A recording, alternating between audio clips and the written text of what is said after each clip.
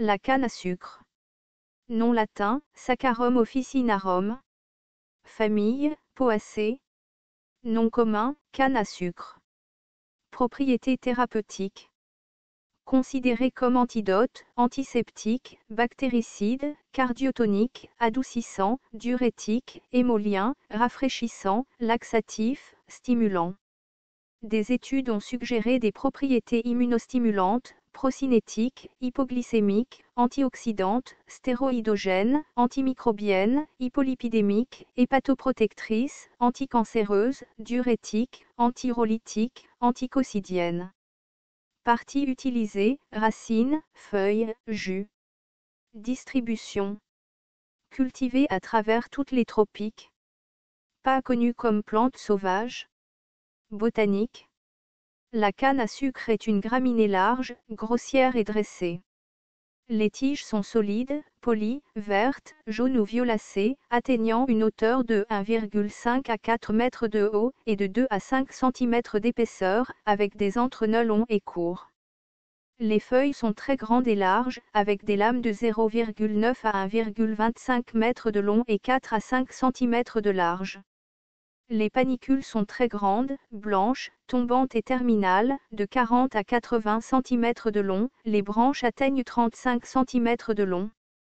Les épillets sont très nombreux, et ont une fleur, d'environ 3 mm de long, entourée de poils villeux blancs, 2 fois plus longs que les épillets. Constituants. Le saccharose est le produit du jus de canne à sucre. La cire de canne à sucre est un dépôt poudreux blanchâtre à jaune foncé, à la surface des tiges et des feuilles qui se présente sous la forme d'une couche de cuticule. Le sucre raffiné est le principal produit du jus de canne à sucre, mais la transformation donne divers autres produits de valeur sous forme non raffinée, à savoir le sucre brun, la mélasse et le jaggery. Des études sur la cire, le jus et les feuilles de canne à sucre ont révélé la présence de divers acides gras, alcools, phytostérols, terpénoïdes supérieurs, flavonoïdes, glycosides et acides phénoliques. Utilisation culinaire. Le jus de canne à sucre possède un index glycémique peu élevé qui permet à l'organisme de rester en bonne santé et de garder la forme. Par ailleurs, il ne contient pas de sucre, ce qui fait de lui une boisson recommandée pour les diabétiques. Largement utilisé pour conserver la viande et les fruits. En Inde, le jus de canne à sucre est connu comme une boisson nutritionnelle. Au Nigeria, la pulpe de tige est largement consommée comme collation pour sa teneur en sucre. Convient pour une utilisation comme réhydratation et plante alimentaire fonctionnelle. Médecine rurale. Sa nature alcaline le prédispose à lutter efficacement contre les cancers de la prostate et du sein. Dans de nombreux pays tropicaux, la population a l'habitude de se servir de leurs dents pour extraire directement le jus sur la tige fraîchement coupée. Or, il s'avère que ce jus préserve les dents contre les caries dentaires. Pour ceux qui souffrent du foie, le jus de canne à sucre renforce la capacité de cet organe.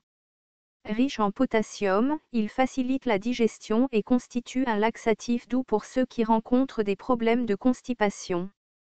Enfin, il assure le bon fonctionnement des reins et permet de stabiliser le débit d'urine. Pour lutter contre le froid, la grippe ou les maux de gorge, il est recommandé de faire une cure de jus de canne à sucre. Pour les jeunes mamans, faire une tisane ou une décoction à base d'eau bouillie et de sucre de canne brut, de cette façon, elles pourraient produire plus de lait pour leurs enfants. La canne est utilisée pour atteler les os cassés. Le jus de tige est utilisé pour les morsures de serpents et les blessures causées par des flèches empoisonnées. Le sucre de canne permet d'éliminer les matières en surface de la peau. Aussi, il est considéré comme un hydratant car il maintient la peau douce et lisse. Danger. Aucun connu,